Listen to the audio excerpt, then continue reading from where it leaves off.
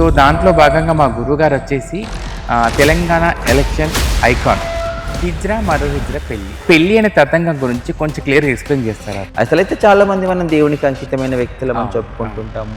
దేవుడితోనే పెళ్లి జరిగింది, దేవుడితోనే కళ్యాణం జరిగింది అనుకునే వాళ్ళని కూడా ఉన్నాం కదా. హిజ్రా వ్యవస్థ, ఈ ట్రాన్స్జెండర్ వ్యవస్థ అంటే అసలు ఏంటి?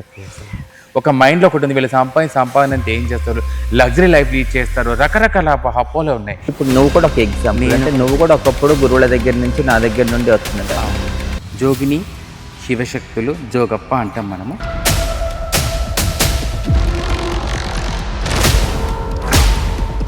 సో వీళ్ళ మీద కూడా మీరు పనిచేస్తున్నారు. అసలు జోగిని శివశక్తి లైఫ్ స్టైల్ ఏంటి అసలు? అంటే ఇక్కడ ఇది కూడా ఒక సపరేట్ వ్యవస్థ స్నేహం.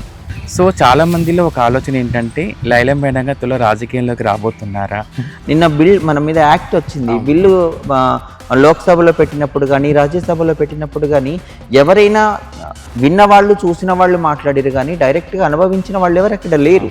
మన కమ్యూనిటీ వ్యక్తులు కూడా అక్కడ ఉంటే నేను కూడా చట్టసభలలో కూర్చోవాలి, నా కమ్యూనిటీ కోసం నేను అక్కడ వాయిస్ రేజ్ చేయాలి, ఓ పాలసీలు తీసుకొచ్చే ప్లేస్లో నేనుండి ఖచ్చితంగా మాట్లాడాలని ఒక ఉద్దేశం ఉండే. కానీ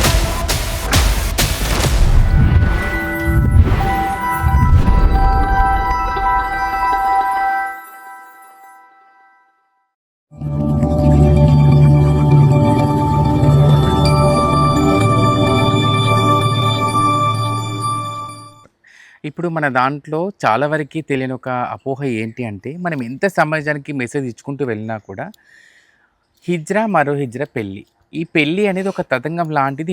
మనము సొసైటీ చెప్తున్నాం. ఈ పెళ్ళి అనే తతంగం గురించి కొంచెం క్లియర్గా ఎక్స్ప్లెయిన్ చేస్తారా? అంటే ఇది పెళ్ళి అనొచ్చా అనకూడదా నాకైతే కూడా ఇప్పటికీ నాకు క్లారిటీ లేదు. మన వాళ్ళు కొంతమంది కొన్ని ఇంటర్వ్యూలలో మన కమ్యూనిటీ చెప్తున్న మాటల్ని బేస్ చేసుకొని సొసైటీ బయట యూట్యూబర్స్ కావచ్చు అందరు కూడా హిజ్రా మరో హిజ్రా పెళ్ళి అంటున్నారు. కానీ ఇది మన జీవితంలో మన కల్చర్లో ఒక భాగం అన్నట్టు. ఎవరైతే మన ట్రాన్స్ కమ్యూనిటీలోకి వచ్చేసి మన ట్రాన్స్ లైఫ్ లీడ్ చేస్తున్న టైంలో మనం చేసుకున్న ఒక సెలబ్రేషన్లో మనకి ఈ పుట్టుకలో మనకి పెళ్ళి లేదు, సారీ ఒక అమ్మాయిలాగా లైఫ్ లీడ్ చేస్తున్నప్పుడు మనకు సారీ ఫంక్షన్ లేదు, ఒక మ్యారేజ్ లేదు, ఒక అబ్బాయితో మ్యారేజ్ చేసుకునేది అదంతా లేదు. కాబట్టి మన కల్చర్లో భాగంగా ఒక సెలబ్రేషన్ పెట్టుకుంటాం. అది జల్సా అని, సర్జరీస్ అయిపోయిన తర్వాత మనకు పండగలాగా చేసుకున్న టైంలో అప్పుడు గురువు ఉంటారు. అది ట్రాన్స్ కమ్యూనిటీ మన గురువే కాబట్టి, మన హిజ్రా కల్చర్లో ఉన్న గురువు కాబట్టి వాళ్ళు కూడా ఒక ట్రాన్స్ మహిళని ఆ టైంలో మనం ఎవరు అబ్బాయితో పెళ్లి చేసుకోం కాబట్టి మన కోరికలు మన ఇష్టాలు మనము ఏర్పాటు చేసుకున్న కల్చర్లో భాగంగా వాళ్ళు మనకు మెట్టెలు పెడతారు, లచ్చ కడతారు, అంటే తాళి కడతారు, ఇలాంటివి చేసుకుంటాం. అది మన కల్చర్లో ఒక భాగం. అంత మాత్రమే అది పెళ్ళి కాదు, మనం అదొక జల్సా వేడుక. అది మనము భావించుకుంటాం. ఓకే, మనకు అబ్బాయితో పెళ్లి కాకపోయినా మనం ఇలాగా సాటిస్ఫై అవుతాం. అసలైతే చాలా మంది మనం దేవునికి అంకితమైన వ్యక్తులు మనం చెప్పుకుంటుంటాము. దేవుడితోనే పెళ్లి జరిగింది, దేవుడితోనే కళ్యాణం జరిగింది అనుకునే వాళ్ళని కూడా ఉన్నాం కదా. ఇది హిజ్రా మరో హిజ్రా పెళ్లి అనడం కంటే మనకు పెళ్లి లాంటి ఒక తతంగం ఇది అంతే. మనకు మ్యారేజ్ అనేది ఇప్పుడు చట్టపరంగా చూసుకున్నా బయట ఇప్పటికీ కూడా ఇన్ని చట్టాలు వచ్చినా అలాంటి యాక్ట్ అనేది రావట్లేదు. అది అలాంటివి చేంజ్ చేయట్లేదు. మనకు మ్యారేజ్ చేసుకునే యాక్ట్, ఒక అడాప్ట్ చేసుకోవడమే రైట్, ఇలాంటి మనకు రిజర్వేషన్ కానీ ఇలాంటి ఏమైతే అమెండ్మెంట్స్ జరగట్లేవు. కానీ ఏదో అవసరం లేని అమెండ్మెంట్స్ చేసి మనల్ని ఇబ్బంది పెట్టేటి అయితే జరుగుతున్నాయి. సో చాలా మందికి కొన్ని రకాల అపోహాలు ఉండే ఏంటంటే హిజ్రా మరో హిజ్రా పెళ్ళి అనే తతంగం లాంటి దాని గురించి మనము చాలా వరకు చెప్పుకుంటూ వచ్చిన ఇలా పెద్దవాళ్ళతో ఒక మాట చెప్తే కనుక చాలా వరకు అవేర్నెస్ వస్తున్న ఆలోచనతో ఈ ప్రశ్న మళ్ళీ అడగడం జరిగింది. మన హిజ్రా కల్చర్ మీద అంటే స్నేహ పెళ్లి విషయానికి వస్తే నేను ఇంకోటి కూడా అబ్బాయిలతో కూడా జరుగుతుంది పెళ్లిళ్ళు. అదే చట్టమా, చట్ట వ్యతిరేకమా, ఇంకా చట్టపరం అదిలోకి వస్తుందా రాదా మనకి తెలియదు. కానీ ఇప్పుడు మన కమ్యూనిటీలో చాలా మంది పెళ్లిళ్ళు చేసుకుంటున్నారు. కమ్యూనిటీ మధ్యన ఖచ్చితంగా పెళ్లి అబ్బాయిలతోనే మన కమ్యూనిటీకి మ్యారేజెస్ జరుగుతున్నాయి. అలాంటి కొంతమందికి కొన్ని స్పేసెస్ దొరుకుతున్నాయి. సో మన హిజ్రా వ్యవస్థ ట్రాన్స్జెండర్స్ దాంట్లో కానీ మన హిజ్రా వ్యవస్థలో కానీ మనము హిజ్రా వ్యవస్థ ట్రాన్స్జెండర్ వ్యవస్థ ఎందుకు అంటున్నామంటే దీంట్లో కొన్ని విభేదాలు దీంట్లో ఉన్నాయి. అసలు ఎవరిని హిజ్రా అంటారు, ఎవరిని ట్రాన్స్జెండర్ అంటారు? అసలు చాలా వరకు ఇది చాలా చోట్ల కొంతమంది హిజ్రా వ్యవస్థ అంటారు, కొంతమంది ట్రాన్స్జెండర్స్ వ్యవస్థ అంటున్నారు. మనం మాట్లాడేటప్పుడు కొన్ని చోట్ల ఇప్పుడు ఈ మధ్య ట్రాన్స్జెండర్ వ్యవస్థ అంటున్నారు. హిజ్రా వ్యవస్థ, ఈ ట్రాన్స్జెండర్ వ్యవస్థ అంటే అసలు ఏంటి? అంటే స్నేహ ఇది చాలా సార్లు కూడా మనం మాట్లాడుకున్నాము, చాలా మంది క్లారిటీ కూడా ఇచ్చారు దీని మీద. ట్రాన్స్జెండర్ వ్యక్తులు వేరు, హిజ్రా కల్చర్ వేరు ఇక్కడ. ట్రాన్స్జెండర్ వ్యక్తులు అనగానే ఇక్కడ ఎవరైతే పుట్టినప్పుడు ఉన్న జెండర్ని కాకుండా వేరే జెండర్ని ఎంచుకొని లైఫ్ని లీడ్ చేస్తుంటారో వాళ్ళని ట్రాన్స్జెండర్ వ్యక్తులు అంటారు. అందులో ట్రాన్స్ మహిళలు ఉంటారు, ట్రాన్స్ పురుషులు కూడా ఉంటారు.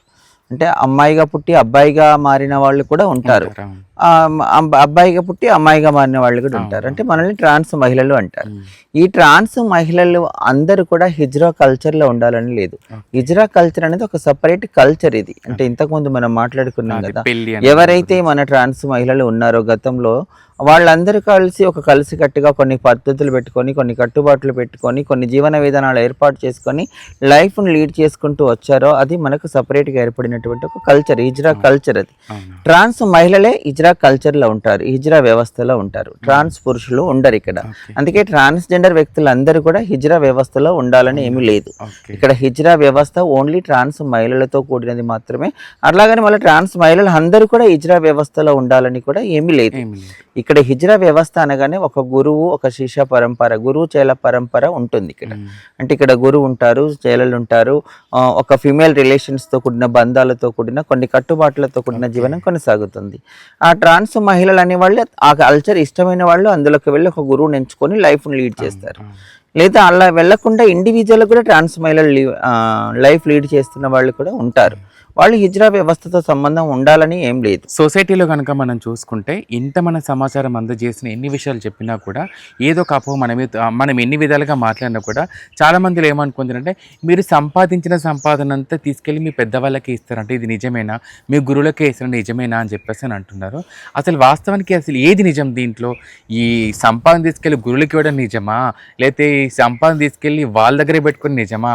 ఇదంతా ఏంటి అసలు? అయితే ఈ డబ్బు గురించి చాలా జనాలకి చాలా ఒక మైండ్లో ఒకటి ఉంది, వీళ్ళు సంపాదన అంతా ఏం చేస్తారు, లగ్జరీ లైఫ్ లీడ్ చేస్తారు, రకరకాల అపోహలు ఉన్నాయి. ఈ అపోహలను తొలగిపోవాలంటే మీరు ఇచ్చే ఆన్సర్ అందరిలో మైండ్ క్లియర్ అయిపోవాలని నేను కోరుకుంటున్నాను. అంటే ఇక్కడ నేను ఒక్కటే చెప్తున్నాను, ఇక్కడ సంపాదించిందంత గురువులకే ఇస్తే వాళ్ళు ఎట్లా బ్రతుకుతారు అనేది ఒక అందరూ అర్థం చేసుకోవాల్సిన విషయం. పెద్దవాళ్ళకి ఇస్తారు అంటే ఇప్పుడు దానికి అట్లా కాదు అనడానికి ఎగ్జాంపుల్ ఇప్పుడు నువ్వు కూడా ఒక ఎగ్జాంపుల్. అంటే నువ్వు కూడా ఒకప్పుడు గురువుల దగ్గర నుంచి నా దగ్గర నుండి వచ్చినది. అంటే ఎవ్వరికి కూడా ఇక్కడ సంపాదించినప్పుడు మన కల్చర్లో మొదటి నుంచి వస్తుందండి ఏంటంటే వేరే స్టార్టింగ్లో ఇప్పుడున్న పరిస్థితి కాకుండా ఒకప్పుడు మనకి ఎవరు రెంటెడ్ హౌస్లు ఇచ్చేవాళ్ళు కాదు. ఉన్న ఒక ఇంట్లోనే ఉన్న వాళ్ళందరం కూడా ఏదైనా ఇల్లు దొరికితే అక్కడే అందరం గుంపులుగా ఉండేవాళ్ళం. కాబట్టి ఏదన్నా షేర్ చేసుకునే వాళ్ళం. అది అడుక్కొచ్చిన సంపాదన కావచ్చు, మనకు వచ్చిన ఈ ప్రతిదాన్ని కూడా షేర్ చేసేవాళ్ళము. కుటుంబంలో ఎట్లాగైతే అమ్మా నాన్న పేరెంట్స్ పెద్దవాళ్ళు ఉంటారు, వాళ్ళకి ఎట్లాగైతే వాళ్ళకి ఇస్తే వాళ్ళు బాధ్యతలు తీసుకుంటారో అట్లా ఉండేది. ఇప్పుడు గురువులు స్టార్టింగ్ లో వచ్చిన పిల్లలకు బాధ్యత అంతా గురువులే తీసుకుంటారు. కాబట్టి వాళ్ళకు బట్ట తిండి అన్ని రకాలుగా అంటే వాళ్ళకి అర్థమయ్యే అన్ని రోజులు గురువు బాధ్యతగా ఉంటారు. కాబట్టి అవన్నీ ఖచ్చితంగా అవే బాధ్యత తీసుకొని చేస్తారు. కాబట్టి ఆ టైంలో అట్లా జరుగుతుంది. కానీ ఆ డబ్బుతోని తనేదో గురువు తీసుకొని వీళ్ళనేదో వాళ్ళకి ఖచ్చితంగా అవన్నీ చేసేది అప్పుడు కూడా. ఇప్పుడు స్వేచ్ఛ, ఎవరి ఇండివిజువల్ గా వాళ్ళు ఉంటున్నారు, ఎవరి సంపాదన వాళ్ళు సంపాదించుకుంటున్నారు, ఎవరి ఖర్చులు వాళ్ళు పెట్టుకుంటున్నారు, ఎవరు ఎన్ని రకాలుగా వాళ్ళు చేస్తున్నారు. ఎక్కడ కూడా గురువులకు ఇచ్చేది మొత్తము వాళ్ళే తీసుకుంటారు, వీళ్ళకి ఇవ్వరు అనేది అవాస్తవము. ఇది అపోహ మాత్రమే. ఎవరి సంపాదన వాళ్ళ దగ్గర ఉంటుంది. కొంత గురువుల కంటే ఇప్పుడు ఎట్లాగైతే మన పేరెంట్స్ని చూసుకునే రెస్పాన్సిబిలిటీ పిల్లలకు ఉంటుందో గురువులకు కొంత సపోర్ట్ చేస్తారు.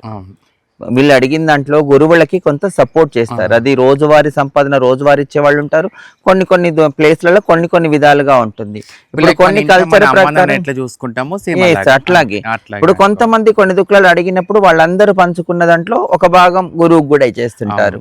ఇంకో కొన్ని ప్లేస్లలో అలాంటిది లేకుండా సంవత్సరానికి ఒకసారి గురుదక్షిణ లాగా గురువుకు పెట్టడం అనేది జరుగుతూ ఉంటుంది. లేదా గురువుకు అనారోగ్యం ఉన్నప్పుడు మంచి చెడినప్పుడు అట్లా చూసుకోవడం ఉంటుంది. కానీ టోటల్ గా తెచ్చిందంతా గురువుకే ఇస్తే వాళ్ళు ఎట్లా బ్రతుకు, వాళ్ళ బట్ట, వాళ్ళ పొట్ట, వాళ్ళకి ఇండ్లు, వాళ్ళ పద్ధతులు ఇప్పుడు అన్ని ఎట్లా వస్తున్నాయి? అవన్నీ రావు కదా. అదంతా నిజంగా అపోహనే. కొంత మంచి చెడులు చూసుకుంటారన్నది వాస్తవం. ఇక్కడ గురువుకు మంచి చెడు చూస్తారు. ఒక అమ్మ నాన్నని చూస్తుందనికంటే గొప్పగా చూస్తారు పిల్లలు. అది ఉన్నది ఇక్కడ. కానీ సంపాదన మొత్తం ఇచ్చేసి వీళ్ళేదో బ్యాండెడ్ లేబర్ లాగా ఉండి ఏదో చేయడం అనేది ఉండదు. అందరూ అనుకుంటారు ఇక్కడ లేబర్ అంట, వాళ్ళని పెద్దగా భిక్షాటన చేపించి తీసుకొచ్చుకొని తింటారు. అదంటే అపోహాలు ఇవంతా. సో మీరు ఈ 31 సంవత్సరాల జర్నీలో అంటే ట్రాన్స్‌జెండర్ చేంజ్ అయిన తర్వాత కొంతమందితో ఒక నలుగురు, 10 మందితో మొదలైన ఈ యొక్క ట్రాన్స్‌జెండర్ లైఫ్ స్టైల్ ఇప్పుడు మీ వెనకాల కొన్ని లక్షల మంది ఉన్నారు ఇప్పుడు మీ వెనకాల. సో అది ఎలా సాధ్యమైందంటారైతే? అంటే ఇప్పుడు మీరు ఒక ట్రాన్స్‌జెండర్స్‌కి లీడర్‌గా ఉన్నారు. ట్రాన్స్‌జెండర్ రాష్ట్ర అధ్యక్షురాలుగా ఉన్నారు ఇప్పుడు. అదేవిధంగా ఇదొక గొప్ప విషయం మనమందరం కూడా సెలబ్రిటీ హోదాలో ఇప్పుడు లైలా మేడం గారు ఉండడం నిజంగా ఇదొక గొప్ప విషయం అందరికీ కూడా. తెలంగాణ రాష్ట్ర ఎలక్షన్ ఐకాన్‌గా తను ఉండడము అదొక గొప్ప విషయము. అదేవిధంగా తను కొంతమందికి ఎంప్లాయ్‌మెంట్ ఇచ్చే స్టేజ్‌లో ఉన్నారిప్పుడు. సో ఆ విషయాలు మనం తెలుసుకోవాలి. ఎందుకంటే ఒక ట్రాన్స్‌జెండర్ ఎలక్షన్ ఐకాన్‌గా ఉండడం అనేది మామూలు విషయం కాదు. ఎందుకంటే ఇప్పటివరకు తను చెప్పిన లైఫ్ స్టైల్‌లో ఎన్నో మనం చూసాం మనము. కానీ ఒక ట్రాన్స్‌జెండర్ ఎలక్షన్ ఐకాన్‌గా నిలబడి ఒక సెలబ్రిటీ హోదాలో ఉండడం అనేది సో అది లైలా మేడం గారికి ఎలా సాధ్యమైంది అసలు? సో మీరు ఎంప్లాయ్‌మెంట్ ఇచ్చేదాకా ఎలా రావడం జరిగింది? ఫస్ట్ ఎలక్షన్ ఐకాన్‌గా ఎలా వచ్చారసలు? అంటే ఇక్కడ నేను ఎదిగాను, ఇంతమందిని గ్యాదర్ చేయడం అనేది ఆ క్రెడిట్ అంతా కూడా నేను టోటల్‌గా నా కమ్యూనిటీకే ఇస్తాను ఇక్కడ. ఎవరమైనా సరే పని చేయడము అందరి వంతు పని చాలామంది చేయగలుగుతారు. కానీ ఆ పని వలన నలుగురిని కూడగట్టుకునేయడం అంటే ఆ నలుగురు ఎవరైతే ఆలోచించగలుగుతారో, దగ్గరవ్వగలుగుతారో వాళ్ళదే క్రెడిట్ అని నేను ఎదగడానికి వాళ్ళు అందరూ కూడా లైలమ్మ ఉన్నది కాబట్టి మేమున్నాం అనుకునే వాళ్ళు ఉంటే, నేను అనుకుంటాను పిల్లలందరూ ఉన్నారు కాబట్టి లైలమ్మ ఉన్నదని అనుకుంటాను నేను. ఎవరైనా సరే ఒక చెట్టు పచ్చగా ఉండాలి అంటే మొదలు ఎంత ముఖ్యమో దానికి ఉండవలసిన కొమ్మలు, ఆకులు, పువ్వులు కూడా అంతే ఇంపార్టెంట్. అప్పుడే ఆ చెట్టు అందంగా పూర్తిగా కనబడుతుంది. కాబట్టి నేను అదే భావిస్తాను. నేను వాళ్లకు బలము, వాళ్ళు నాకు బలము అని నేను అనుకుంటాను. కాబట్టి అందరం అంత కలిసికట్టుగా ఉంటాము. నేను మొదటి నుంచి కూడా నేను ఫ్యామిలీ కంటే కూడా అంటే ఇప్పుడు ఫ్యామిలీ రెస్పాన్సిబిలిటీనే నేను ఇంత తీసుకున్నానంటే కమ్యూనిటీకి నేను అంతకంటే ఎక్కువ రెస్పాన్సిబిలిటీగా ఉన్నాను. నాకు అంటే ఈ కమ్యూనిటీలో వచ్చినప్పటి నుంచి కూడా నేను కమ్యూనిటీ రైట్స్ కోసమను అంత పెద్ద పెద్ద రైట్స్ యాక్ట్స్ అని యాక్టివిస్ట్ అనే పదాలు వాడకపోయినా ఎక్కడైనా కమ్యూనిటీ కోసం ఏదో జరగాలి, ఏదో చెయ్యాలి ఆ తపనతోనే పనిచేశాను. కాబట్టి అది కొంత కమ్యూనిటీకి ఉపయోగపడింది. అప్పుడు కమ్యూనిటీకి అర్థమైంది కాబట్టి నా కమ్యూనిటీ వాళ్ళకి అది అర్థమై నాకు దగ్గర అయ్యారు. ఈరోజు ఇంతమంది అర్థం చేసుకున్నారు కాబట్టి నేనే కాదు, ఇప్పుడు ఒకప్పుడు నేను మాత్రమే అంటే ఎవరు లేని టైంలో లైలమ్మ మాట్లాడగలిగింది మీడియా ముందు, మా కమ్యూనిటీ గురించి పోరాడగలిగింది అనుకున్న వాళ్ళు ఈరోజు చాలా మంది నీలాంటి వాళ్ళు ఇంకా నీకంటే చాలా మంది వాళ్ళు కూడా ఈరోజు వచ్చారు. అది కూడా నేను వాళ్ళందరి గొప్పతనం వల్లనే నేను ఈరోజు ఇక్కడ నేను అనుకుంటున్నాను. సూపర్. అయితే అంటే ట్రాన్స్జెండర్స్లలో ఏదైనా విషయం మనం వెళ్ళి ఒక సంస్థ దగ్గరికి వెళ్ళి ఇప్పుడు సపోజ్గా మనము ఓటర్ ఐడి కోసం మనం వెళ్ళి మాట్లాడుతున్నామంటే మనం గుంపుగా వెళ్ళి ఆ సమస్య పరిష్కారం కాదు. దానికంటూ ఒక గుంపు కావాలి, ఆ గుంపుకంటూ ఒక పేరు కావాలి, దానికంటూ ఒక ఫామ్ అనేది ఇవ్వాలి వాళ్ళకి. మీరు ఎక్కడి నుంచి వచ్చారు, మీరు ఎలా వచ్చారని చెప్పేసి అనేసి మీరు అంటే మనం ఒక ఆర్గనైజేషన్ ఏర్పాటు చేసుకున్నాము. దాని ద్వారా మీరు ఈరోజు కొంతమందికి ఎంప్లాయ్మెంట్ ఇచ్చే స్టేజ్లో మీరు నిలబడ్డారు. ఇప్పుడు ఆ ఆర్గనైజేషన్ గురించి కొంత మాతో షేర్ చేసుకుంటారు. అంటే నేను 2004లోని నేను వరంగల్లోకి వచ్చిన తర్వాతనే నేను ఒక ఎన్జిఓలో కలిసి పనిచేస్తానని చెప్పాను కదా. ఆ టైంలోనే మన కోసం మనం ఎందుకు గ్రూపుగా ఉండకూడదు, మన హక్కుల కోసం మనం ఎందుకు పోరాడకూడదు, ఖచ్చితంగా ఒక సంస్థ ఒక ఆర్గనైజేషన్ ఏర్పాటు చేసుకుందామని అప్పుడు కొంతమంది పెద్దవాళ్ళు సజెస్ట్ చేసినప్పుడు వాళ్ళ సలహా బేస్ చేసుకొని నేను ఒక ఆర్గనైజేషన్ స్టార్ట్ చేశాను. సిబిఓ కమ్యూనిటీ బేస్డ్ ఆర్గనైజేషన్, అది మాస్ మోడర్న్ అవేర్నెస్ సొసైటీ అని ఒక సంస్థను స్టార్ట్ చేయడం జరిగింది. అది రిజిస్టర్డ్ ఆర్గనైజేషను. అది 2004 నుంచి ఇప్పటి వరకు కూడా కమ్యూనిటీ రైట్స్ కోసము, కమ్యూనిటీ హెల్త్, ఎడ్యుకేషను, ఎంప్లాయ్మెంట్, వాళ్ళ సొసైటీలో మనం ఉండవలసిన విధానము, సొసైటీతోని మనం ఎట్లా ఉండొచ్చు, సొసైటీ మనతోనే ఎట్లా ఉండొచ్చు, అన్ని రకాలతో పని చేసుకుంటూ రావడం జరుగుతుంది. అది ప్రభుత్వ అధికారులతోనూ, ప్రైవేటు వ్యక్తులతోనూ, కొన్ని సంస్థలతోనూ, బయటి ఆర్గనైజేషన్స్తోని సంబంధాలు పెట్టుకొని పనిచేస్తూ కమ్యూనిటీ అంటే ఏంది అనేది అవగాహన పెంచడం కోసం పనిచేసాం. ఇప్పుడు ఈరోజు కమ్యూనిటీ గురించి ఇంత అవగాహన వచ్చిందంటే దాంట్లో ఖచ్చితంగా మన ఆర్గనైజేషన్ దాంట్లో నువ్వు కూడా ఒక పార్ట్ కాబట్టి మోడర్న్ అవేర్నెస్ సొసైటీ సంస్థ ద్వారా మనం అవేర్నెస్ ప్రోగ్రామ్స్ చాలా కండక్ట్ చేసాము. అది మీడియా రూపంలో చేసాము, వ్యక్తుల రూపంలో చేసాము, డ్రామాల రూపంలో చేసాము. అది చాలా పనులు చేస్తుంది ఇప్పటికి కూడా. ఇప్పుడు వచ్చేస్తే ఓన్లీ కమ్యూనిటీ కాకుండా జనరల్ పబ్లిక్ ఎవరైతే ఆర్ఫన్స్ ఉన్నారు, ఓల్డ్ ఏజ్ వాళ్ళు ఉన్నారు, వాళ్ళ కోసం పనిచేస్తున్నాము, మహిళల కోసం పనిచేస్తున్నాము, వికలాంగుల కోసం కూడా పనిచేస్తున్నాము. అంటే ఇప్పుడు మాస్ అనేది అందరి కోసం పనిచేస్తుంది.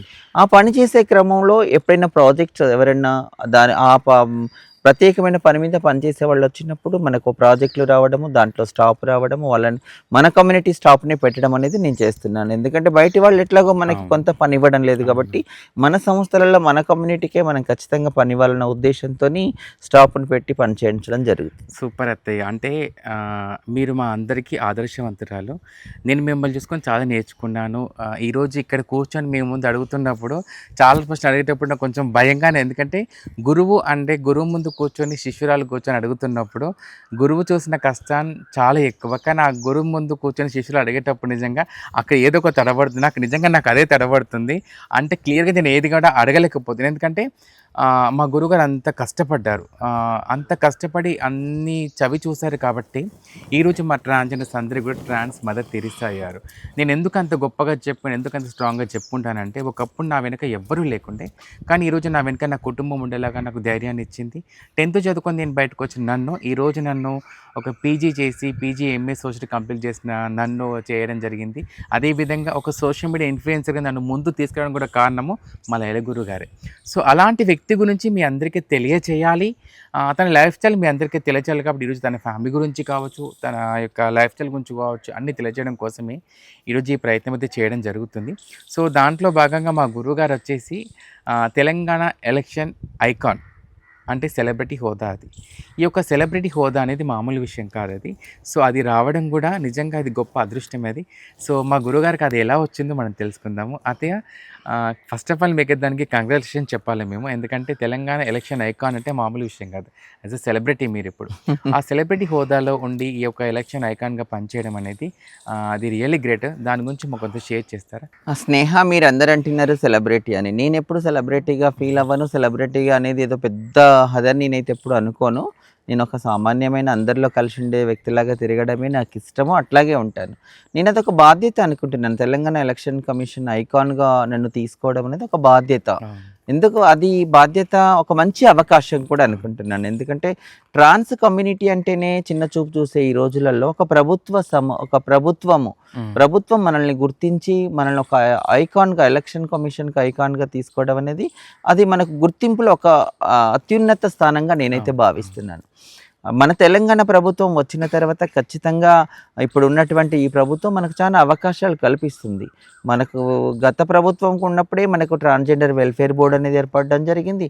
ఆ గత ప్రభుత్వం ఉన్నప్పుడే నేను తెలంగాణ ఎలక్షన్ కమిషన్ ఐకాన్‌గా ఉన్నాను. ఇప్పుడు ఈ ప్రభుత్వం కూడా మన కమ్యూనిటీకి చాలా అవకాశాలు ఇస్తుంది అంటే దానికి కారణం మనం చేస్తున్నటువంటి పని. అవును. మనము సమాజంలో మనం చేస్తున్నటువంటి సర్వీసెస్. హ్మ్. నేను కూడా ఈ ఎలక్షన్ కమిషన్ ఐకాన్‌గా అవ్వాలంటే నేను సంస్థ ద్వారా చేసినటువంటి పనులను ప్రభుత్వం గుర్తించింది. కొన్ని మీటింగ్‌లలో ప్రభుత్వ అధికారులతో నేను చేసినటువంటి సెన్సిటైజేషన్ ప్రోగ్రామ్స్ కావచ్చు, అది స్టేట్ లెవెల్‌లో జరిగినప్పుడు వాళ్ళకు ఒక అంటే ఎందుకు మనం వీళ్ళని ద్వారా కూడా ఇది చేయొచ్చని ఆ భావన రావడము, ఆ ప్రాసెస్ అంతా నా దృష్టికి తీసుకురావడం అది చాలా పెద్ద ప్రాసెస్ అన్నట్టు. అవును. అది లీగల్‌గా పోలీస్ డిపార్ట్‌మెంట్‌తోని అన్ని రకాలుగా మనల్ని వెరిఫికేషన్ చేసిన తర్వాత నాకు అది ఇవ్వడం జరిగింది. అది నేను ఒక అదృష్టము, ఒక బాధ్యతలాగా కూడా భావిస్తున్నాను నేను. సూపర్ అత్తయ్య. ఇది మా అందరికీ కూడా ఒక మంచి బెస్ట్ అచీవ్‌మెంట్ అని మేము చెప్పుకోవచ్చు.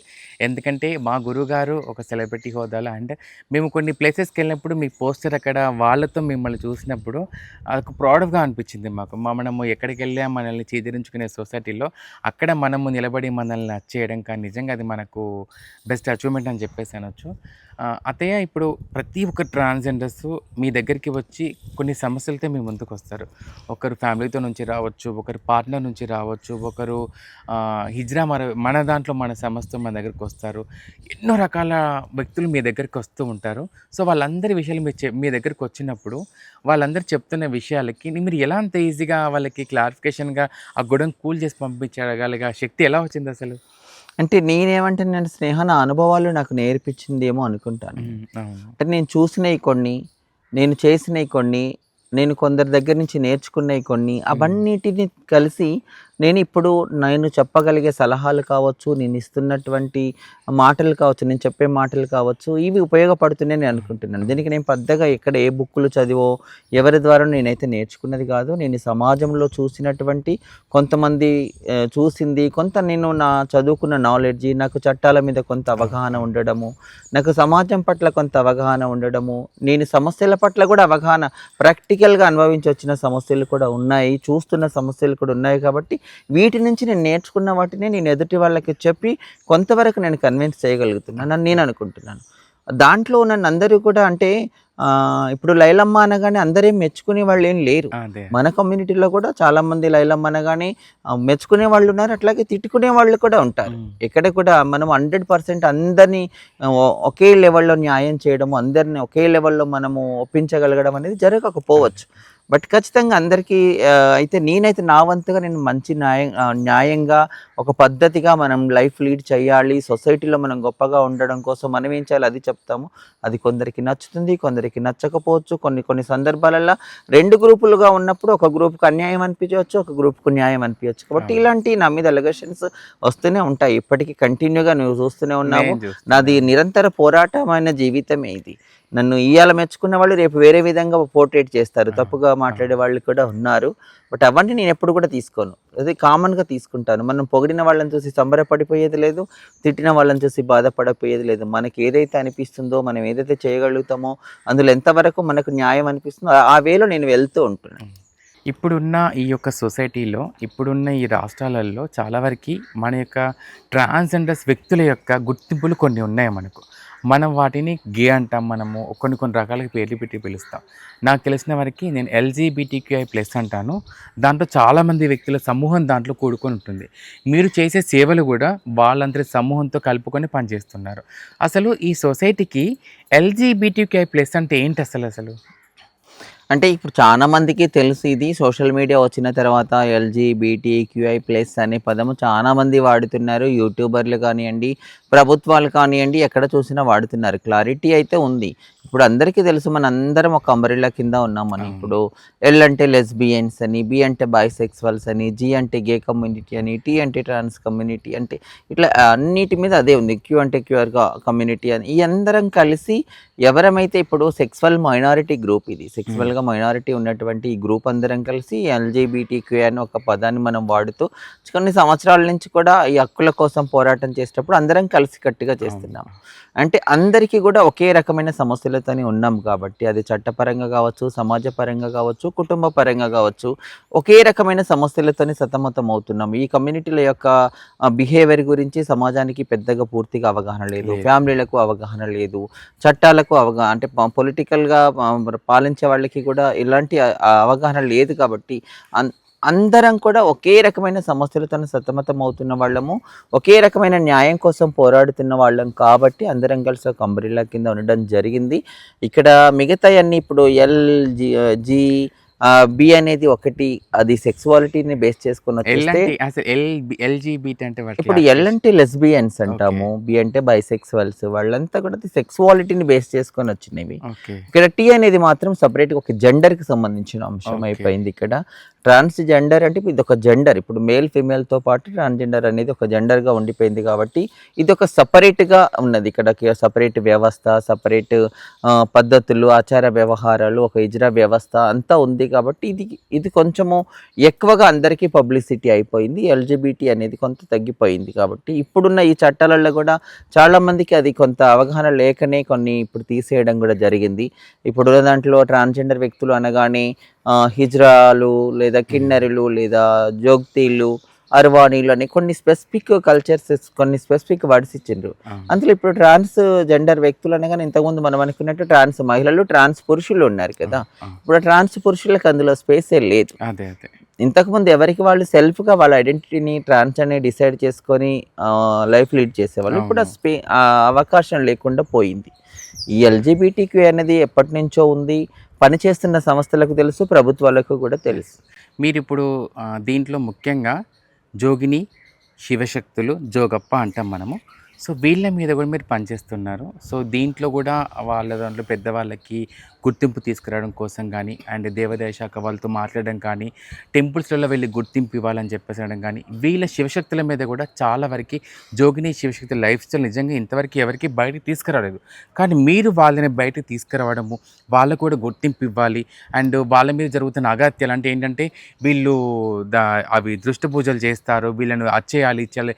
కొన్ని చోట్ల వాళ్ళని చిచ్చహింసలు పెట్టడం కానీ చాలా రకాల జరిగినాయి అవి జోగిని శివశక్తుల విషయంలో. సో వాటి పట్ల మీరు మీడియా ముందు మాట్లాడిన విషయాలు నిజంగా జనాల్ని కదిలించింది. కొన్ని కొన్ని సంఘటనలు తీసుకొచ్చి మీరు మాట్లాడినప్పుడు కానీ, అరే వీళ్ళలో కూడా ఇంత లైఫ్ స్టైల్ ఉంటుందా, వీళ్ళలో ఇన్ని బాధలు ఉంటాయా అని చెప్పేసి చెప్పినప్పుడు నిజంగా అందరినీ కదిలించింది. అసలు ఈ జోగిని శివశక్తి లైఫ్ స్టైల్ ఏంటి అసలు? అంటే ఇక్కడ ఇది కూడా ఒక సపరేట్ వ్యవస్థ స్నేహ. ఇప్పుడు ఎట్లాగైతే ఇజ్రా వ్యవస్థ ఎట్లాగా ఉందో, ఈ శివశక్తులది జోగినులది కూడా ఒక సపరేట్ ఒక కల్చర్, ఒక వ్యవస్థ ఉంది. అది కూడా ఎప్పుడు కొన్ని అది వందల సంవత్సరాల నుంచి వస్తున్నటువంటి ఇది ఆచార వ్యవహారాలు. ఇవి కూడా ఎవరైతే మన హిందూ సాంప్రదాయాలను గౌరవిస్తూ, హిందూ సాంప్రదాయాలను పాటిస్తూ, గ్రామాలలో ఉన్నటువంటి గ్రామ దేవతలకు పూజలు చేస్తూ, అమ్మవారికి పూజలు చేస్తూ, వారికి దేవుళ్ళకి అంకితం చేసుకొని లైఫ్ను లీడ్ చేస్తున్న వాళ్ళ జీవితం అంతా దేవుళ్ళకి అంకితం, పూజలకి అంకితం, పండుగలకి అంకితం చేసుకొని జీవనం గడిపే వాళ్ళు చాలామంది ఉన్నారు. ఇప్పుడు ఇక్కడ జోగిని అనే దానికి రకరకాల పదాలు ఉండొచ్చు, రకరకాలుగా వేరు వేరు మీనింగ్స్ ఉన్నాయి, వేరు వేరు స్టోరీస్ అంటే వ్యవస్థలు కూడా ఉన్నాయి. కానీ ఇక్కడ శివశక్తి జోగినులు అనేది నేను అమ్మవారికి అంకితమైన వాళ్ళ గురించి మాత్రం మాట్లాడుతున్నాను. శివశక్తులు అనేవాళ్ళు మన తెలంగాణ స్టేట్స్లో శివశక్తులు అని ఎక్కువగా అంటాము. ఇక జోక్తీలు అనేవాళ్ళు వేరు వేరు స్టేట్లలో వేరు వేరు పేర్లతో పిలుస్తున్నారు. వీళ్ళకి నిజంగా చెప్పాలంటే నేను కొద్ది రోజులు వాళ్ళతోని అంటే ప్రయాణం చేశాను, తిరిగాను, చూసినప్పుడు వాళ్ళు అనుభవిస్తున్నటువంటి స్టిగ్మా మనకంటే ఎక్కువగా ఉంది. ఆ చిన్న చూపు, ఆ వివక్షత, వాళ్ళ మీద ఉన్న అపోహాలు, వాళ్ళ మీద జరుగుతున్నటువంటి అఘాయిత్యాలు, అన్ని రకాలుగా చూస్తుంటే చాలా నాకు అనిపించింది. అసలు ఇంత వీళ్ళు అంటే అంతఃకరణ శుద్ధితో అంటే ఆత్మ మొత్తం వాళ్ళ జీవితాన్ని అంకితం చేసి పూజలు చేసి బ్రతికే వీళ్ళ మీద ఇన్ని రకాల అపోహలు పడతా ఉంటే ఈ సొసైటీకి తెలియకపోతే ఎట్లా అనేది నేనే స్టార్ట్ చేయలేదు. నాకంటే ముందు చాలామంది పెద్దవాళ్ళు వాళ్ళ సమస్యలను వాళ్ళ హక్కుల గురించి పోరాటం చేసిన వాళ్ళు ఉన్నారు. బట్ నేను కూడా నా వంతుగా ఏం చేయొచ్చు అనేది నేను కొంత బయటికి తీసుకురావడం జరిగింది. వాళ్ళ హక్కులు ఏందనేది వాళ్ళకి తెలియజేశాము, వాళ్ళ మీద ఉన్న అపోహల గురించి సమాజానికి తెలియజేశాము. వాళ్ళు మంత్రాలు చేస్తారని, ఏదో క్షుద్ర పూజలు చేస్తారని, వాళ్ళు ఏదో చంపేస్తారని, ఇంకేదో జరిగిస్తారని అని మాటలని తెలియజేసి వాళ్ళు ఓన్లీ అమ్మవార్ల పూజలు చేస్తారు, వాళ్ళు భక్తితో బ్రతుకుతారు, వాళ్ళు హిందూ మతాన్ని గౌరవిస్తారు, హిందూ దేవుళ్ళను పూజలు చేస్తారనేది నేను అందరికీ తీసుకురావడం జరిగింది. నిజానికి కూడా ఇది నిజము. ఇప్పుడు మన తెలంగాణలో చూసుకుంటే కొన్ని వేలాది మంది శివశక్తులు ఉన్నారు. ఆ వేలాది మంది కొన్ని లక్షల కుటుంబాలకు మన హిందూ మతాల గురించి లేదా అమ్మవార్ల గురించి పూజల గురించి వాళ్ళను భక్తిలో గురించి తెలియచేసి వాళ్ళ లోపల ఉన్న క్రిమినల్ మెంటాలిటీని కూడా తగ్గిస్తున్న రోజులు. వాళ్ళకి సెల్ఫ్ సాటిస్ఫాక్షన్ ఇచ్చి ఏదో అనవసరమైన వ్యాధుల గురించి ఏదో డాక్టర్ల దగ్గర పోయి లక్షలు ఖర్చులు పెట్టడానికి గురించి వీళ్ళు ఏదో చిన్నగా అది చెప్పి వాళ్ళంటే ఒక రకం కౌన్సిలింగ్ కూడా చేస్తున్నారు వీళ్ళు. అంటే ప్రొఫెషనల్ సనాతన ధర్మం కోసం వాళ్ళు అసలైన కట్టుబాట్లు ఉండే వాళ్ళు. కాబట్టి అది అందరికీ సమాజానికి తెలవాలన్న ఉద్దేశంతో నేను ఇది చేయడం జరిగింది. నిజంగా వాళ్ళు ఉండడం వల్లనే కొన్ని లక్షలాది కుటుంబాలు, కొన్ని లక్షలాది దేవుళ్ళను నమ్ముకుంటూ గుళ్ళ చుట్టూ జాతరలు జరుగుతున్నాయంటే మన మేడారం జాతర కానీ, వేములవాడ జాతర కానీ, మన ఏడుపాయల జాతర కానివ్వండి, కోమరవెల్లి, హైనవోలు, ఇలాంటి జాతరలన్నిటిని కూడా శివశక్తులు ఉన్నారు కాబట్టి ఎక్కువ మందిని మొబిలైజ్ చేస్తున్నారు, ఎక్కువ భక్తిని నింపుతున్నారు. అన్ని రకాల పూజలు, కానుకలు అవన్నీ కూడా కొంత దేవాదాయ శాఖకు వీళ్ళ ద్వారా బెనిఫిట్ పొందుతున్నాం. హైదరాబాద్లో కనుక చూస్తే ఆషాఢ మాసం వచ్చిన బోనాలు శివశక్తులు జోగిని లేనిది మన స్టేట్ సెలబ్రేషన్ అయిపోయింది, అది మనకు రాష్ట్రీయ పండుగ అయిపోయింది బోనాలు అనేవి. అంటే ఆ బోనాలు ఎవరు మళ్ళీ మన శివశక్తులు జోగినుల ద్వారానే జరుగుతున్నాయి కదా. అంత మంచి చేస్తున్న వాళ్ళ గురించి సమాజం పట్టించుకోకపోవడం, ప్రభుత్వాలు పట్టించుకోకపోవడం, పైనుంచి వాళ్ళ మీద దాడులు, దౌర్జన్యాలు, ఇబ్బందులు జరగడం అనేది వద్దు అన్న ఉద్దేశంతో వాళ్ళను కూడా ఒక యూనిటీ చేయడము, వాళ్ళ లోపల కూడా లీడర్లుగా చేయడము, వాళ్ళ సమస్యల గురించి వాళ్ళు మాట్లాడేలాగా చేయడము, ప్రభుత్వాలకు అర్థమయ్యేలాగా చేయడము, వాళ్ళకంటే ఇప్పుడు బోనాలు ఎత్తుకొని బరువు అయిన బోనాలు ఎత్తుకుంటారు. గుళ్ళలకు వెళ్ళేటప్పుడు ఒక ఇంత కనీసం వాళ్ళకు స్పెషల్ దర్శనం అనేది ఉంటేనే కదా ఆ బరువుతోని మోసి అమ్మవారిని వంటి మీద ఆవహింపజేసుకొని ఎంతో ఇబ్బంది పడుతూ వస్తారు. మీరు మాట్లాడిన తర్వాతనే నేను రీసెంట్గా ఒక న్యూస్లో చూడడం జరిగింది. మీరు ఆ విషయాన్ని లేవనెత్తిన తర్వాతనే మనకు సపరేట్ లైన్ ఇవ్వడం కానీ, తర్వాత బోనాలకు ఒక ప్రత్యేకత ఇవ్వాలని చెప్పేసి అనేసి కానీ, వాళ్ళకు బోనాలతో వచ్చే వాళ్ళకి కొంతమందిని పర్మిషన్ ఇవ్వడం కానీ అలాంటివి తీసుకొచ్చారు మీరు మాట్లాడిన అవును, నేను మాట్లాడాను, నాకంటే ముందు పెద్దవాళ్ళు మాట్లాడారు. ఇప్పుడు జోగిని శ్యామల గారు కానివ్వండి, కొంతమంది శివశక్తులు కానివ్వండి, మొదటి నుంచి అడుగుతున్నారు. అంటే వాళ్ళ సమస్యను చెప్తూ మమ్మల్ని గుర్తించండి, మాకు ఈ స్పేస్ ఇవ్వండి, ఈ అవకాశం ఇవ్వండి, ఈ ప్రయారిటీ ఇవ్వండి అని అడుగుతున్నారు. అందులో అడగడంలో ఏ తప్పు లేదు, వాళ్ళ డిమాండ్లో అసలు తప్పే లేదు. ప్రభుత్వం కూడా దాన్ని పాజిటివ్గా తీసుకుంది, అలాంటి అవకాశం ఇప్పుడు కల్పిస్తుంది. కాబట్టి ఆ కమ్యూనిటీ కొంత సాటిస్ఫాక్షన్. అంటే మీతో పాటు హైదరాబాద్లో ఉన్న జోగిని శ్యామల గారు కావచ్చు కానీ, నిషా క్రాంతి గారు కావచ్చు కానీ, ఇంకా చాలామంది, ఇంకా మన మదమ్మ గారు, చనిపోయిన మదమ్మ గారు కావచ్చు, ఇంకా చాలా మంది, మదమ్మ, రంగమ్మ, ఇంకా చౌరయ్య వాళ్ళని కొంతమంది పెద్దవాళ్ళందరూ తెలంగాణలో ఉన్న మన జంపమ్మ గారు కావచ్చు, భవానీ గారు కావచ్చు, ఇంకా చాలామంది శివశక్తులు, లావణ్ గారు కావచ్చు, చాలామంది జోగిని శివశక్తులు మీ అందరితో కలుపుకొని ఇలా ఒక మనకంటూ గుర్తింపు రావాలని చెప్పేసి అని చేయడం కానీ, మీ పేరు ఎక్కడికి వెళ్ళినా వాళ్ళు తీయడం నిజంగా మాకు చాలా హ్యాపీగా అనిపించింది. సో మీరు చేస్తున్న ఈ యొక్క సేవ అందరిలో గుర్తింపు తీసుకురావడం మా అందరికీ ఆనందమైన విషయం. ఇది తరతరాలు చెప్పుకునే విషయం. ఇప్పుడు రేపు మనం ఏం చేశారు అంటే, పదనల ఐలమ్మ ఇది మా కోసం చేసి పెట్టింది. ఇప్పుడు మీరు అంటున్నారు మా పెద్దవాళ్ళు మాకు తీసుకొచ్చిన సాంప్రదాయం అని చెప్పేసి అనేసి. ఇప్పుడు మీరు మాకు తీసుకొచ్చిన ఒక కల్చర్ని మేము ముందు తీసుకెళ్ళడానికి దాన్ని బౌండరీస్ మనం ఒక గీసి పెట్టుకున్న ఒక పుస్తకాన్ని చూసుకొని చదువుకోవడానికి కూడా ఒక పద్ధతి అనేది, ఒక క్రమశిక్షణ అనేది తీసుకొచ్చి మా దాంట్లో పెట్టడం నిజంగా ఇది మేమందరం కూడా మా ఫ్యామిలీకి, అదేవిధంగా మా కమ్యూనిటీకి మేము చెప్పుకోవాల్సిన ఒక గొప్ప విషయం అని చెప్పేసి మేము చెప్పుకోవచ్చు. ఇలాంటి లైలగురు లాంటి వ్యక్తులు మళ్ళీ వస్తారో, మళ్ళీ మా ముందుకు ఇంకా సేవ చేయడానికి ఎంతమంది వస్తారో మేము కోరుకోవాలి. అండ్ నేను కొన్ని విషయాలు మిమ్మల్ని, అంటే మీకు ఇష్టమైన విషయాలు కొన్ని అడగాలని చెప్పేసి అనుకుంటున్నాను టకటక. సో ప్రతి ఒక్క వ్యక్తిలో మనం ఒకటి అవ్వాలి అని చెప్పేసి అనుకుంటాం. లైక్ డాక్టర్ కానీ, కలెక్టర్ కానీ, అండ్ పోలీస్ కానీ, అని కొన్ని రకాలుగా అనుకుంటాం. మీరు కూడా ఒక డ్రీమ్ ఉంటుంది, నేను ఇది అవ్వాలనుకున్నాను అని చెప్పేసి అనేసి. అది మాతో కొన్ని విషయాలు షేర్ చేసుకోవాలని కొన్ని అడుగుతాను టకటక. మీరు ఏం అవ్వాలనుకున్నారు అసలు ఫస్ట్? అంటే నేను ట్రాన్స్ కమ్యూనిటీలోకి రాకముందు నేను చదువుకున్న టైంలో ఉన్నటువంటి నా గోల్ ఒక మంచి ఎంప్లాయీగా, నేను ఒక లాయర్గా స్థిరపడాలనుకున్నాను ఆ టైంలో. ఆ తర్వాత నేను ట్రాన్స్ కమ్యూనిటీలోకి వచ్చిన తర్వాత ప్రస్తుతం ఉన్న పరిస్థితుల గురించి, హక్కుల గురించి చేస్తున్న టైంలో ఖచ్చితంగా నేను ఒక ఎమ్మెల్యే అసెంబ్లీలో కూర్చోవాలనుకున్నాను.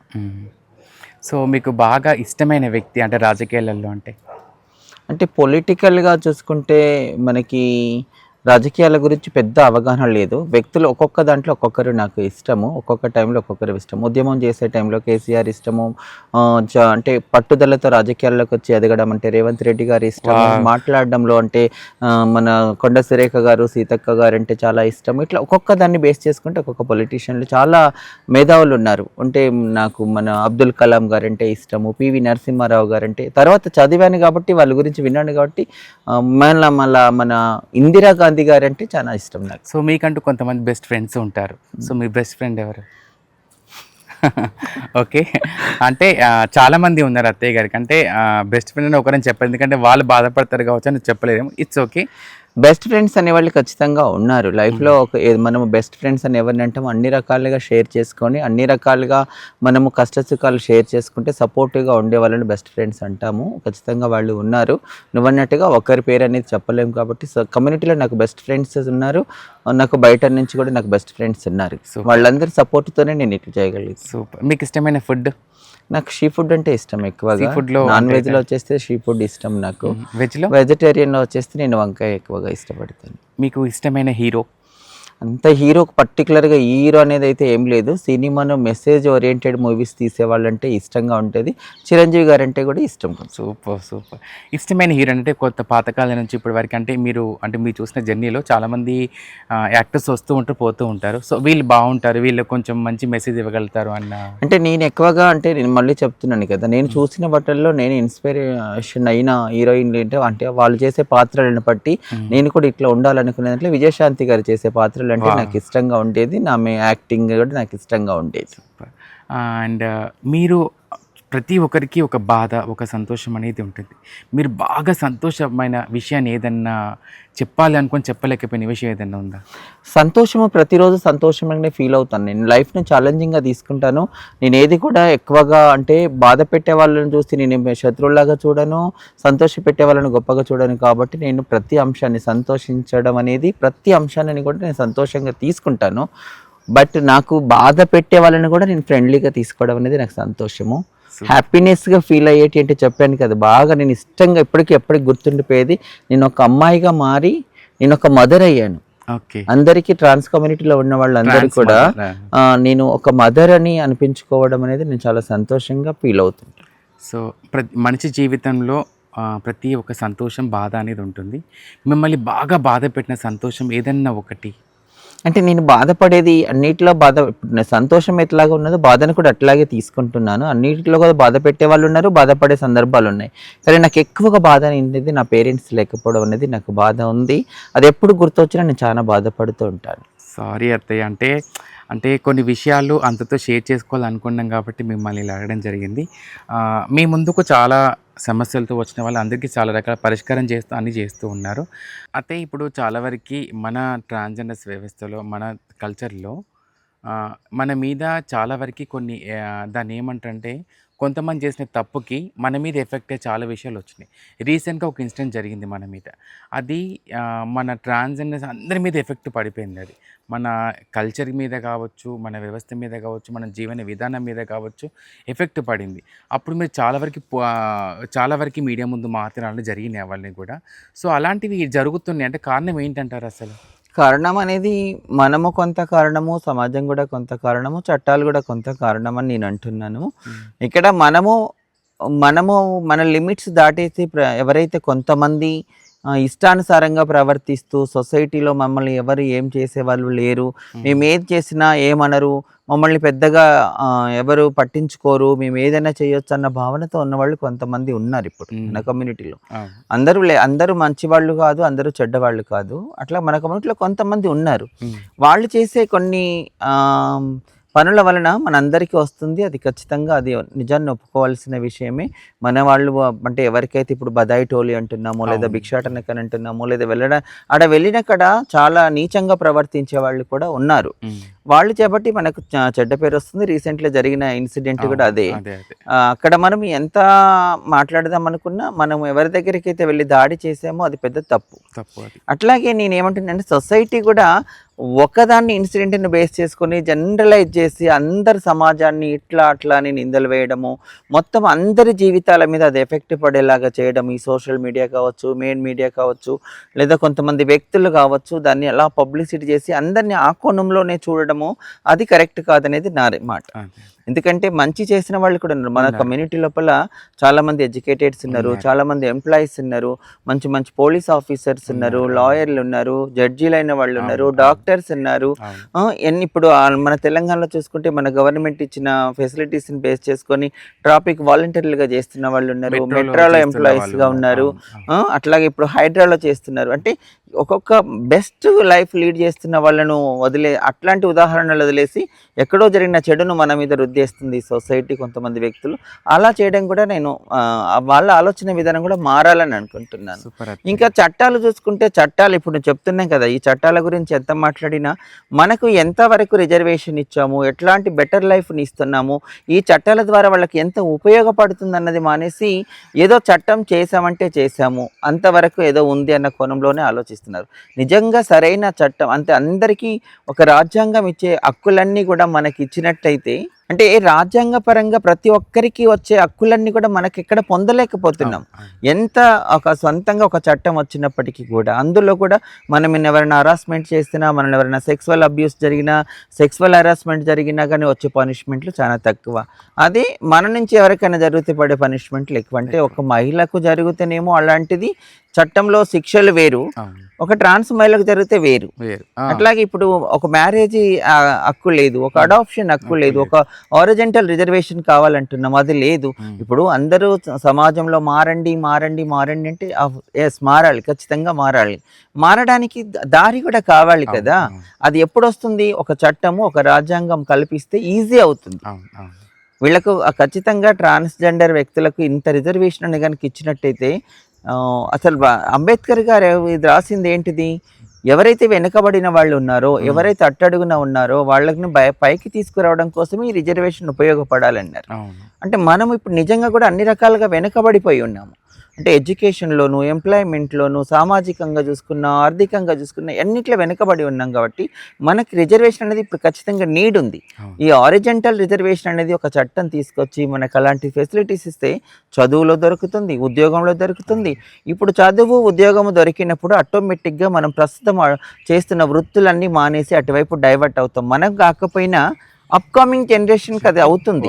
కాబట్టి అది దృష్టిలో పెట్టుకొని చట్టాలు చేయాలి. కానీ ఇంకా ఇబ్బంది పెట్టే చట్టాలు, ఈ సర్జరీ చేయించుకునే కాడ ఈ సర్జరీలు, బలవంతపు భిక్షాటనలు, బలవంతపు సర్జరీలు, ఈ పదాలు వాడి ఏదో పెద్ద క్రిమినల్స్ లాగా చూసే ప్రయత్నమైన చట్టాలు వస్తున్నాయి. కాబట్టి ఈ చట్టాలలోనే అనుకూలమైనగా మనకు తీసుకొస్తే మన జీవన విధానం ఖచ్చితంగా మారుతుంది. అందుకే అంటున్నాం, మన తప్పు ఉంది, సొసైటీ తప్పు ఉంది, చట్టాలలో కూడా కొంత మారవలసిన అవసరం ఉంది. సార్ మీరు పేదవాళ్ళకి హెల్ప్ చేస్తున్నారు. మీరు లాక్డౌన్లో చాలామందికి హెల్ప్ చేస్తారు. మీరు లాక్డౌన్లో కానీ, తర్వాత ఇప్పుడున్న మీరు ఉంటున్న ఏరియాస్లలో కూడా చాలామందికి పేదవాళ్ళకి హెల్ప్ చేయడం కానీ, వికలాంగులకు హెల్ప్ చేయడం కానీ, ఇలా అందరికీ పనిచేస్తూ ఉన్నారు. సో చాలామందిలో ఒక ఆలోచన ఏంటంటే లైలం బైనంగా రాజకీయంలోకి రాబోతున్నారా అని చెప్పేసి అనేసి ఎదురు చూస్తున్నారు. మీలాంటి వాళ్ళు రావాలి కూడా. సో దాని గురించి మీరు మాతో షేర్ చేసుకోవాలి. అంటే రాజకీయం అనేది ప్రస్తుతం ఉన్న పరిస్థితులలో చూస్తే స్నేహ, రాజకీయం అనేది ఒకప్పుడు రాజకీయాలకి రావాలి అంటే సేవ చేసే అవకాశం దొరుకుతుంది. అంటే సామాన్య ప్రజలకు, మన అనుకున్న సమాజంలో ఉన్నటువంటి ఇబ్బందులలో ఉన్న వాళ్ళకి సేవ చేసే అవకాశం దొరుకుతుందనుకొని రాజకీయాలు వచ్చిన వాళ్ళు చాలామంది ఉన్నారు. అలాంటి ఉద్దేశాలతో రాజకీయాలు చేసిన ఒకప్పటి రోజులతో ఇప్పుడు పోల్చలేకుండా ఉన్నాం. అంటే రాజకీయాలలో ఉంటేనే సేవ చేయాలా, బయట కూడా సేవ చేయొచ్చు, ఆ ఉద్దేశంతో నేను ఇప్పుడు ఉన్నాను. రాజకీయాలలోకి రావాలి అంటే ఇప్పుడున్న సిచ్యువేషన్లో మెయిన్ కావాల్సింది డబ్బు. డబ్బుతో కూడుకున్న రాజకీయం అయిపోయింది. ఇప్పుడు ఒక సామాన్యులు కానీ, ఒక యువత కానీ రాజకీయాలలోకి వచ్చేసి అంత సేవ చేసే అంత అవకాశం అయితే ఇప్పుడు ఏ పార్టీలో లేదు, ఇప్పుడున్న ఎవరిని కూడా అనేటట్టుగా లేకుండా ఉంది. అంత డబ్బుతో కూడుకున్నటువంటిది ఒకటి. డబ్బు మాత్రమే కాదు, ఏ పార్టీల వాళ్ళు కూడా మన ట్రాన్స్జెండర్ వ్యక్తులను అంత గొప్పగా చూసి అవకాశం ఇచ్చేవాళ్ళు కూడా లేరు. ఇప్పుడు అవకాశం ఇచ్చేవాళ్ళు లేనప్పుడు, ఆ డబ్బు పరంగా లేనప్పుడు మనం రాజకీయాలకు వద్దామనుకోవడము అది మళ్ళీ నిరాశగా మిగిలిపోతుంది. కాబట్టి ప్రస్తుతం నాకు రాజకీయాలలో చేయాలి, రాజకీయాలకు రావాలన్న ఉద్దేశం అయితే లేదు. ఒకప్పుడు ఉండే, ఖచ్చితంగా నేను కూడా చట్టసభలలో కూర్చోవాలి, నా కమ్యూనిటీ కోసం నేను అక్కడ వాయిస్ రేజ్ చేయాలి, ఓ పాలసీలు తీసుకొచ్చే ప్లేస్లో నేనుండి ఖచ్చితంగా మాట్లాడాలని ఒక ఉద్దేశం ఉండే. కానీ ఇప్పటికీ ఉంది ఆ ఉద్దేశం. అంటే అవకాశం వస్తే మన వాయిస్ రేజ్ చేయొచ్చు. ఇప్పుడు చట్టసభలలో నిన్న బిల్ మన మీద యాక్ట్ వచ్చింది, బిల్లు లోక్సభలో పెట్టినప్పుడు కానీ, రాజ్యసభలో పెట్టినప్పుడు కానీ ఎవరైనా విన్నవాళ్ళు, చూసిన వాళ్ళు మాట్లాడారు కానీ డైరెక్ట్గా అనుభవించిన వాళ్ళు ఎవరు అక్కడ లేరు. మన కమ్యూనిటీ వ్యక్తులు కూడా అక్కడ ఉంటే మన వాళ్ళ బాధలు కూడా వాళ్ళందరికీ తెలిసేది కదా అన్న కోణం నాకు అనిపిస్తుంది. ఖచ్చితంగా మన వాళ్ళు చట్టసభలలో ఉండాలి, మన వాళ్ళు కూడా పాలసీలు చేసే కాడ ఉండాలి. ఆ అవకాశము రాజకీయం ఖచ్చితంగా చేయాలి అంటే పార్టీలే అనుకోవాలి. పార్టీలు ఈ ప్రత్యక్ష రాజకీయాలు అయితే చేసే అవకాశం లేదు. కానీ ఏమన్నా నామినేటెడ్ లాంటివి ఏదన్నా ఏ పార్టీ అయినా, ఏ ప్రభుత్వం అయినా ఇస్తే అవకాశాలు వస్తే వినియోగించుకుంటాం. కానీ ప్రత్యక్షంగా పోటీలు చేసే రాజకీయాలు అయితే నాకు ఇంట్రెస్ట్ లేదు. తప్పకుండా అత్తయ్య. అంటే మీలాంటి ఎవరైతే సోషల్ సర్వీస్ చేసే వ్యక్తులు సమాజానికి చాలా అవసరము. ఎందుకంటే మాకు ఎంత సహాయం చేస్తూ మమ్మల్ని ఒక స్టేజ్లో పెట్టారో బడుగు బలహీన వర్గాల వారికి మీలాంటి వారి యొక్క సపోర్ట్ చాలా అవసరం. సో కాబట్టి రాజకీయంలో అంటే ఇప్పుడు అధికారంలో పార్టీస్ ఎవరైతే ఉన్నారో, సో ఇలాంటి వ్యక్తులు వాళ్ళంటి మీలాంటి వాళ్ళకి అవకాశం కనుక ఇస్తే ఇంకా జనాలకి మంచి ఉపయోగపడే యొక్క పనులు జరుగుతాయని చెప్పేసి నా ఆలోచన. చాలామంది భవిష్యత్తు కూడా ముందుకు వస్తుందని చెప్పేసి నా ఆలోచన. ఎంప్లాయ్మెంట్ అనేది ఇప్పుడు రిజర్వేషన్ ఏదైతే అడుగుతున్నామో అది విద్య, ఉద్యోగము, ఉపాధి రంగాలతో పాటు రాజకీయ రంగాలలో కూడా ఉండాలి. ఆ రాజకీయ రంగాలలో కూడా ఖచ్చితంగా మన రిజర్వేషన్ అనేది కనుక ఉంటే ఆటోమేటిక్గా అన్ని పార్టీలు కూడా ముందుకొచ్చి మనకు అవకాశాన్ని ఇస్తాయి. అది వినియోగించుకోవడానికి అవకాశం ఉంటుంది. మనకు కూడా అవకాశం అంటే పోటీ చేయొచ్చు, గెలవచ్చు. గెలుపు ఓటములు తర్వాత కానీ కనీసం పోటీ చేసే అవకాశమైనా వస్తుంది. కాబట్టి ఆ రిజర్వేషన్ అనేది కూడా రాజకీయ రంగాల్లో కూడా అవసరం ఉంది. సో ఇది ఈ యొక్క రాజకీయ ప్రవేశం గనుక మీరు రావాలని మేమందరం ఎదురు చూస్తున్నాము. మీలాంటి వాళ్ళ యొక్క రాజకీయ నాయకురాలు మాకు చాలా అవసరం అని చెప్పేసని అంటున్న వ్యక్తులు చాలామంది కూడా ఉన్నారు. మీ వీడియోస్ సోషల్ మీడియాలో వచ్చినప్పుడు చాలామంది కింద కామెంట్స్ నేను చదివాను. సో చాలామంది అడిగారు ఎప్పుడు వస్తున్నారు రాజకీయంలోకి. ఎందుకంటే చాలామంది ఈ మధ్య మన వాళ్ళు కొంతమంది కొన్ని చోట్ల వార్డు మెంబర్‌గా గెలిచారు. వార్డ్ కౌన్సిలర్‌గా గెలవడం జరిగింది. కార్పొరేట్ కొంచెం గెలవడం జరిగింది. సో ఈ యొక్క సక్సెస్‌ని మీరు ఎలా ఫీల్ అవుతున్నారు? చాలా హ్యాపీగా ఫీల్ అవుతున్నాను. నిజంగా కూడా ఈ సందర్భంగా వాళ్ళందరికీ నేను కంగ్రాట్స్ తెలియజేస్తున్నాను. చాలామంది మన కమ్యూనిటీ వాళ్ళు గ్రామ పంచాయతీ ఎలక్షన్‌లో నిలబడి వార్డు మెంబర్‌గా గెలిచిన వాళ్ళు ఉన్నారు. ఇప్పుడు సర్పంచులుగా, ఉప సర్పంచులుగా చేస్తున్న వాళ్ళు కూడా ఉన్నారు. అట్లాగే మున్సిపాలిటీ ఎలక్షన్‌లలో నిలబడి కార్పొరేటర్లుగా ఉన్నటువంటి ఉన్నారు. ఇప్పుడు మన ఇల్లందులో చూసినట్టయితే మన సారిక ఉన్నారు.